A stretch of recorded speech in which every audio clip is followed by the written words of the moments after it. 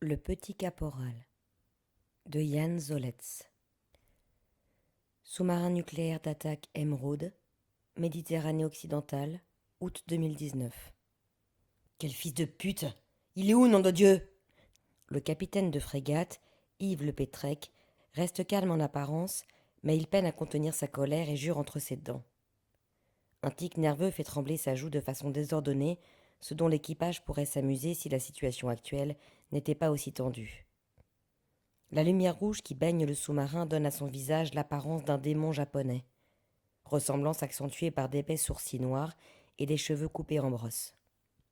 En temps normal, dès qu'il pénètre dans le PCNO, le Pétrec coiffe par habitude son masque à filtre rouge, semblable à des lunettes de ski, ustensile indispensable pour s'habituer à l'obscurité et garantir une meilleure vision de la surface au périscope. Il ne le retire qu'une fois la manœuvre terminée, l'accrochant au dossier de son fauteuil de commandement. Mais cette nuit, le pacha le saisit d'un geste rageur et le jette sur la table traçante, bousculant les crayons de couleur, le compas et la règle crasse de l'officier marinier en charge du suivi de la navigation sur la carte. Tels des écoliers subissant la foudre de leur professeur lors de la remise des copies, les 15 hommes d'équipage entassés au poste de combat dans les 40 mètres carrés du PCNO n'osent pas relever la tête et se concentrent avec zèle sur leurs tâches respectives, de peur de subir la colère de leur commandant. L'exaltation suscitée par cette chasse à l'ennemi inespéré a fait place à une profonde frustration. Le commandant a perdu sa proie et il imagine déjà les moqueries des autres pachas et le savon que va lui passer l'amiral commandant l'escadrille. Cet échec lui coûtera son 5e galon. Cette traque aux Russes était un cadeau tombé du ciel, l'occasion rêvée de briller et montrer à tous, surtout à l'état-major, ses talents de chasseur, mais aussi l'opportunité de bâtir une légende dans les pas de son père, illustre amiral à la retraite et héros de la sous-marinade. Il aurait pu aussi enfin se débarrasser de l'exaspérant sobriquet attribué par ses pairs en référence à la protection paternelle dont il a bénéficié durant sa carrière. Il restera fiston pour le plus grand plaisir des fanfarons de l'escadrille. Moteur avant 2, 50 mètres. Venir au 1, 3, 0. Le vieux parle lentement, les dents serrées.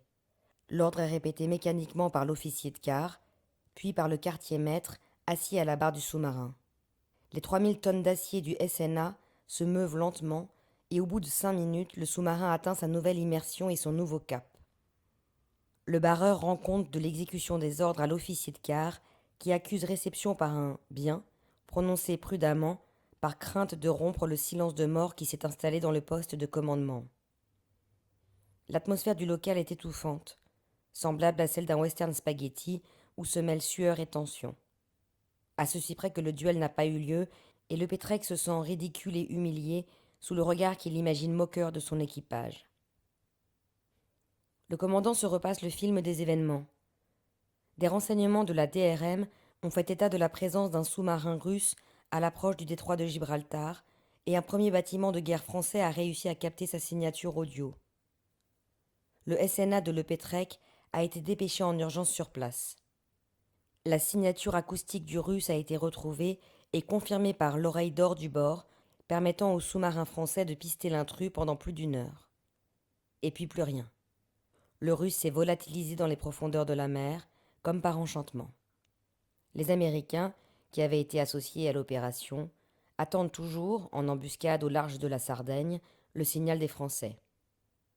Le Pétrec s'imaginait déjà assurer avec brio la passation de la traque à un CNA de l'oncle Sam, consacrant ainsi le fait d'armes de sa carrière.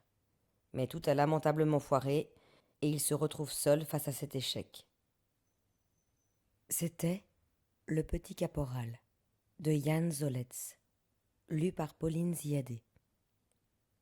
Le Petit Caporal de Jan Zoletz, apparu aux éditions La Manuf.